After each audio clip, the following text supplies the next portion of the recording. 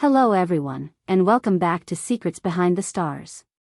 I am thrilled you're here, because today we're diving into an overlooked moment that quietly set the tone for an entire relationship.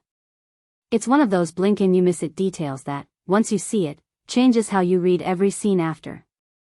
We're talking about that instant when Elçin, without meaning to, missed the real signal she'd been waiting for.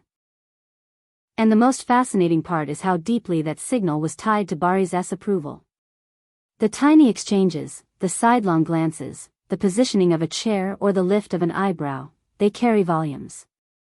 Today we'll trace those whispered gestures, unpack what Elçin didn't catch, and how that very blind spot reverberated in Barış's perception and, yes, his approval.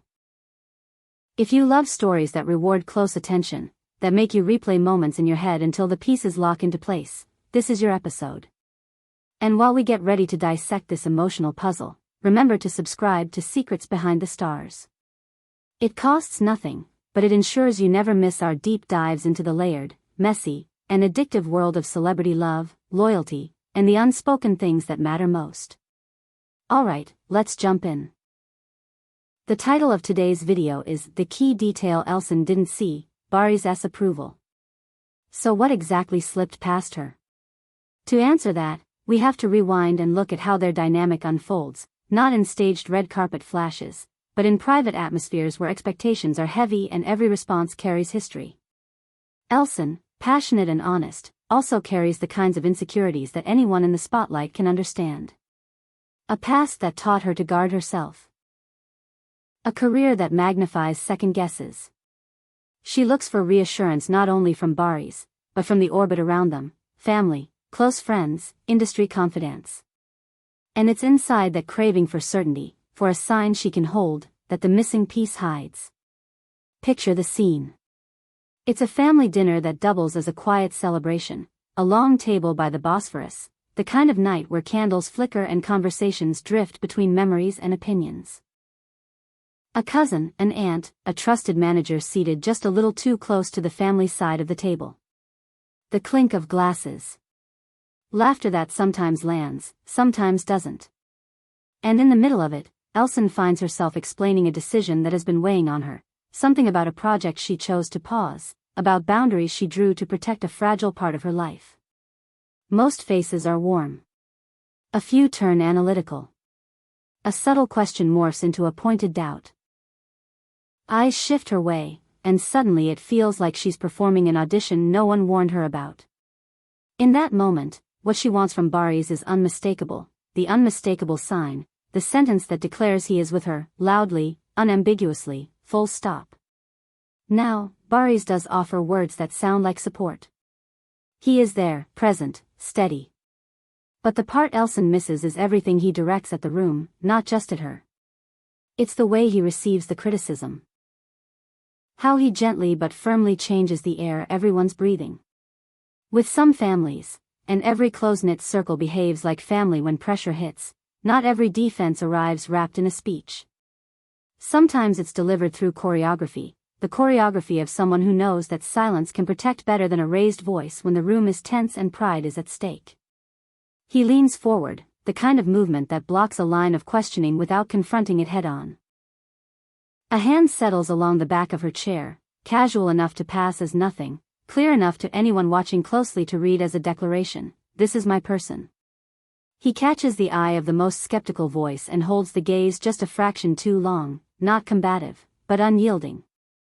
When a relative begins a story that veers toward judgment, he slides in with a memory of his own, something light, disarming, and the room pivots, the target loses its center. He asks the waiter for tea, for dessert, for anything that breaks a rhythm that was becoming a rhythm against her. It's not a speech. It's a shield. And it's exactly the thing she was searching for, only in a language she wasn't listening to. The nuance of that behavior wasn't a half gesture. It was the weather of the room changing at his insistence. That was the real metric of approval. Yet because it didn't arrive as an explicit statement, because he didn't announce it like a verdict, she missed it. She wanted an answer she could underline. He handed her quiet action instead. Not seeing it, she felt exposed. Feeling exposed, she bristled, her voice tightening, her humor evaporating. And that, as these things do, fed the doubts of the few who were already looking for a reason to doubt. Worse still, it risked nudging Barış into a frustrated silence. Why keep rearranging the storm clouds if she can't feel the shelter? This is how the loop starts. She doesn't notice the soft armor he's put around her. She concludes she has none. She reacts as though alone, and her reaction feeds the very tension she hoped to diffuse. If she had recognized his defense, the weight shift, the conversational detour, the glass raised at the exact second a pointed remark sharpened, she would have felt the ground under her feet. The assurance that even if not everyone at the table understood her choice, the one person whose understanding mattered had already staked a claim beside her. And that recognition would have softened everything, her tone, her breath, the way her hands trembled when she talked about the past. What makes moments like this so addictive to watch, whether in a series or in real life, is precisely the scale of the small. A look can be braver than a monologue. A pause can be louder than a defense. Elçin's search for something unmistakable became the blindfold that kept her from the unmistakable when it arrived dressed as presence rather than proclamation. It's heartbreaking, because you can almost feel how different the night would have been if she had met his glance at the right time, if she had let herself be steadied by the quiet, rather than made brittle by the lack of thunder. Now step into Barış's side of it. He is not the kind of man who loves grand speeches in crowded rooms. His strength tends to sit in restraint. He listens before he decides what to say. He does not throw his weight around unless he must. And when he must, he prefers the subtle pivot, the plate passed, the topic shifted, the elbow on the table that turns a body into a line of defense. In his mind, he had already announced his position in the only way he needed to. Why should he perform it louder for the people who decided not to hear him the first time? He believed she could feel it. He assumed the warmth of his presence would translate. When it didn't, and she reached for something more explicit, he felt the sting of a mismatch, like two radios tuned to almost the same station, the song there but covered with static. And this mismatch didn't just touch their relationship, it rippled through the circle around them. Elçin's confidence in the room faltered, and when confidence slips, critics find their footing. She second-guessed next steps. She started explaining decisions that didn't need explanations. The act of defending became a habit, and habits don't care if they're helpful or not. Had she recognized the way he had already chosen her, she would have handled the pressure differently. The same relatives would have looked at her poise and re-evaluated their doubts. The manager taking the temperature of the table would have reported back a calmer forecast. And Barış would have felt seen in the way he shows love best. Not by what he declares, but by what he prevents from touching her. It's entirely possible that, seeing her anxiety, Barış also felt a flicker of hurt. You can almost hear his inward question. How could she not notice that I intercepted that comment, that I steered the conversation away from the trap, that I did not let the room corner her? Why does she need the speech, when I've been building the safety net all evening? But that is the root of their misunderstanding. The difference between how love is given and how love is recognized. Some people collect words. Others collect gestures. When those currencies don't convert at the same rate, even two people deeply on the same side can end up arguing across a gap neither intended to create.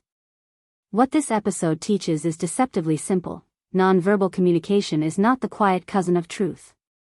It is truth, operating in a different register. Approval isn't always a sentence stamped in ink. Sometimes it's a steady pattern of micro-choices, all pointing the same way. Elçin was scanning for the magic phrase. Meanwhile, Barış was playing an entire symphony of loyalty, head turns, tone changes, subject shifts, the protective placement of a shoulder, a chair angled to include her and exclude the rising tide. The tragedy is not that the music wasn't played. It's that she had earbuds in for another song. Imagine the longer arc. That night becomes a reference point. The next time a tense conversation crackles, she remembers feeling alone, even though she wasn't. To avoid that sting, she might make a more impulsive call, or a defensive one. She might leave a dinner early rather than endure it. He might, in turn, read her exit as a lack of faith in him, and withdraw a centimeter at a time, telling himself that fewer interventions mean fewer disappointments. Each step is tiny. Together, they redraw a map neither one of them wanted to redraw. It's not betrayal. It's drift. And drift is what happens when signals are not read at their intended volume. Was Elçin approving of Barış along the way? That's its own labyrinth. But what's clear is that his approval of her that night was far stronger than she realized. The key detail she missed was not a phrase he failed to say, it was the series of defenses he put into play, quietly and deliberately, the kind that make a person feel safe without anyone needing to clap.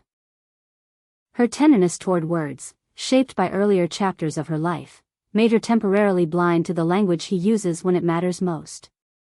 That selective blindness had consequences, in the room, in her self-belief, and in how he judged what was getting through. Let's gather the threads. The crucial detail Elçin didn't see was the quiet but decisive way Barış stood up for her. She was hunting for explicit confirmation, a clear stamp of approval, and missed the real proof. The way he met disapproval with stillness, the glance that warned off a sharper remark, the soft redirection that kept her from being cornered. In missing it, she felt unguarded, reacted as such, and set off a chain reaction of doubt and friction that could have been softened by a single recognition. He was there for her, unmistakably, just not loudly. The beauty of their story is that once you learn their languages, you can see the moment a breath earlier when everything could have landed differently. If you've watched them closely on sets, at premieres, in interviews, you already know this pattern. He's the one pulling a camera angle so the question dies before it reaches her. She's the one who lights the room but sometimes forgets that light casts shadows she doesn't need to stand in. Together, they are magnetic. Apart in interpretation, they can look strangely distant. It's not distance. It's translation. And the night by the water, with relatives and work families sharing plates and talking over each other, was a test of how well they translate when it counts. It would have taken so little to tip the outcome, a touch under the table answered by a squeeze, his quick topic change met with a smile that said, "I see what you did." That's all. A small bridge across a small river. Seen from now, the lesson feels obvious. When your person moves a mountain quietly, let the quiet be enough. When your person needs the word anyway, try the word. Love is easier to keep than to repair. And for public lives like theirs, the ability to read the subtext is a survival skill. The next time a cousin clears a throat, the next time a manager smiles too thinly, the next time an aunt asks a too curious question, the two of them will have choices. Maybe she will pause, take a breath, and listen for the rustle of his defenses setting up around her. Maybe he will add a single sentence to the shield he already knows how to build. Maybe the room will learn, at last, that the two of them are not puzzle pieces to be separated and rearranged by committee. And so, to close where we began, the key detail was never missing. It was there, alive, busy doing its job. It was the hand along the chair, the steady gaze, the topic turned lighter at exactly the right second. It was Barış's approval, not in the thunder of a pronouncement, but in the craft of protection. The moment Elçin learns to trust that music, the narrative shifts. The dinner becomes a memory, not a wound. The loop breaks. And in the silence where the fight would have lived, there is just the soft sound of two people choosing each other again and again, even when the room is loud. Thank you for staying with me through this breakdown. I hope it offered a fresh way to read their story and your own. Do you agree with this analysis? Did you catch another gesture, another beat that you think Elçin overlooked? Tell me in the comments. Your insights make Secrets Behind the Stars the place it is. If this episode gave you something to think about, tap like, share it with the friend who always notices the small moments, and be sure to subscribe with notifications on so you never miss our next unraveling. Until then, take care, and I'll see you in the next video.